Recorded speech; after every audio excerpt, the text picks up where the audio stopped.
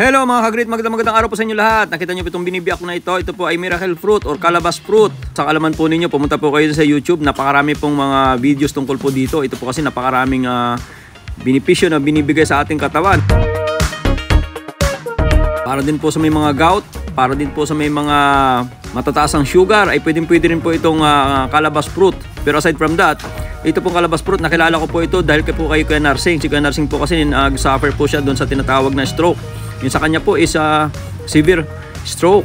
Pero andyan, ito lang po nagpagaling sa kanya. Sabi niya sa akin, Noel, alam mo bang yung puno na yan, nakita ko doon sa may malapit sa tabi ng bahay niya, yan lang ang nagpagaling sa akin. So from that time on, ay binigyan niya na po ako nitong pananim nito. So ito na po yung resulta ng mga tinanim ko. Meron na po ako ritong calabash fruit or miracle fruit. Or sa scientific term po ay sa Crescentia cohete. Ito po yung personally, ito po yung ginamit ni Kuya Narsing para mawala po yung bara sa puso niya at saka bara sa mga ugat niya. Kaya po gumaling yung kanyang stroke.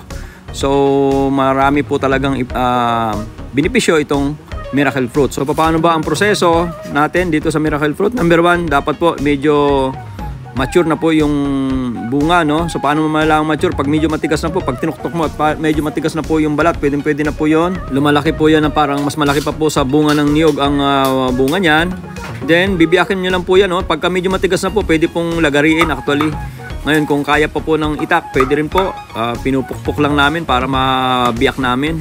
Then ilalagay natin sa kawali. Kinakayod, ilalagay sa kawali. Wala pong nilalagay na tubig ito, basta ilalagay mo lang po sa kawali yung kinayod na kulay puting calabash fruit. Then hayaan nyo lang po yun na magkatas ng sarili niya within 30 minutes to 45 minutes na nakalagay lang po sa kawali na hinahalo-halo lang po natin. Mahina lang po yung apoy. Then magkakatas na po ng sarili niya yon.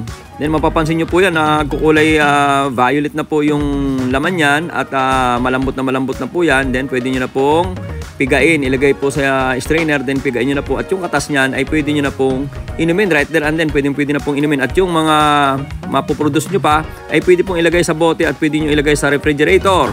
Sa experience po namin, kahit po 2 linggo na nasa loob ng refrigerator ito, every time na kailangan mong uminom ka lang ng mga at least mga kalahating baso hanggang 1 baso pwede, wala namang problema, wala namang pong overdose ito. Basta ang una mo mararamdaman dito ay talagang napakaganda sa katawan, masiglang katawan mo rito.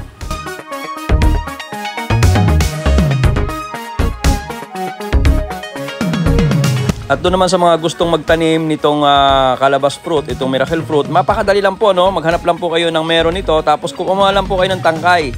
Balatan nyo ng kapiraso yun doon sa may dulo, kakatings lang po natin, tapos ilagay nyo lang po doon sa lupa, itusok nyo lang po sa lupa yan. Magpuputo lang po kayo dyan ng mga 2 tangkal.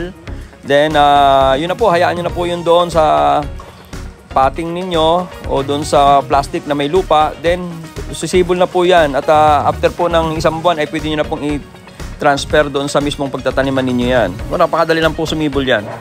Mas gusto po niyan doon sa tinatawag na full sun. Mas mabilis pong magkaroon ng bunga kapag naiinitan po ng araw. Didilig-diligin nyo lang po yan. So yan po yung ating vlog sa inyo for today tungkol po sa calabash fruit o miracle fruit. Malaking tulong na naman po ito para doon sa may mga karamdaman, lalo na po doon sa may mga diabetes, may mga cancer na mga karamdaman, lalo na po pagka nagsisimula pa lang, ay gamutin nyo na po nitong calabash fruit o miracle fruit. At para doon sa mga karagdagang informasyon tungkol po dito sa miracle fruit na ito, napakarami po dyan sa YouTube. Pumunta po kayo dyan sa Google. Ito pong sinasabi ko kasi personal experience ko po ito, kaya makakatulong po sa mga kaibigan natin, mga kamag-anak natin na may mga sakit, may mga karamdaman. So yun po yung ating vlog sa inyo for today. Thank you very much mga kagreat. Lagi tatandaan sa ating munting channel, Wala Great TV, Parmesan Bida.